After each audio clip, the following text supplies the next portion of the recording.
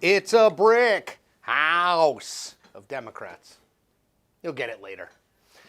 President Donald Trump has been touring the country, holding rallies to support his re-election campaign, often bragging about how rosy he thinks the political landscape will look for Republicans come January 2021. Quote, 95% approval rating in the Republican Party, he tweeted in October. Thank you.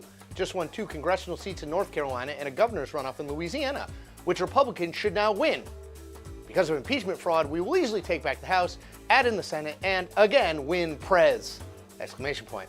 Quote, Trump is, as is well known by now, a serial exaggerator and honestly far worse. But his boast about easily winning back control of the House, his party lost it in 2018, looks like one of his bigger exaggerations, and here's why. To win back a congressional majority, House or Senate, you need 2 simple-ish things: opportunity and money. And at the moment, House Republicans have precious little of either. Let's start with money. Moolah, dollar bills, scratch. It's no secret that Donald Trump is flush with cash heading into his own re-election bid. He has a massive war chest and raised $46 million in the final quarter of 2019. In a statement, the Trump campaign noted that the haul represents, quote, the best fundraising quarter for the campaign in the 2020 election cycle, end quote. Even being impeached couldn't really slow down Trump's fundraising juggernaut. In fact, when the House of Representatives voted to formally launch an impeachment inquiry, on that day the campaign raised $3 million online. That's all good news for Trump. But things are looking a lot less good for House Republicans. In January, House Republican leadership held an emergency meeting on Capitol Hill, emergency, to address a, quote, full-blown fundraising crisis, which would imperil any chance they have at regaining their majority in 2020, end quote, Politico reported at the time. And the numbers are stark. The House Democrats campaign arm collected $40 million more than its GOP counterpart in all of 2019, and Democratic candidates, whether incumbents or challengers, are also outracing the Republican opponents in a number of key swing districts that the minority party drastically needs to win to keep its majority hopes alive. And now that former New York City Mayor Michael Bloomberg has ended his presidential bid, $500+ million spent, it is uniquely possible he'll begin pouring millions into helping Democratic races across the country up and down the ballot, much like he did in the 2018 midterms. Then on top of the money, there's the whole opportunity thing. Republicans just don't have that many seats to go after. This is from Pew, quote, it's early in the 2020 election year, but at least 3 dozen members of the House of Representatives already have opted out of running for new terms.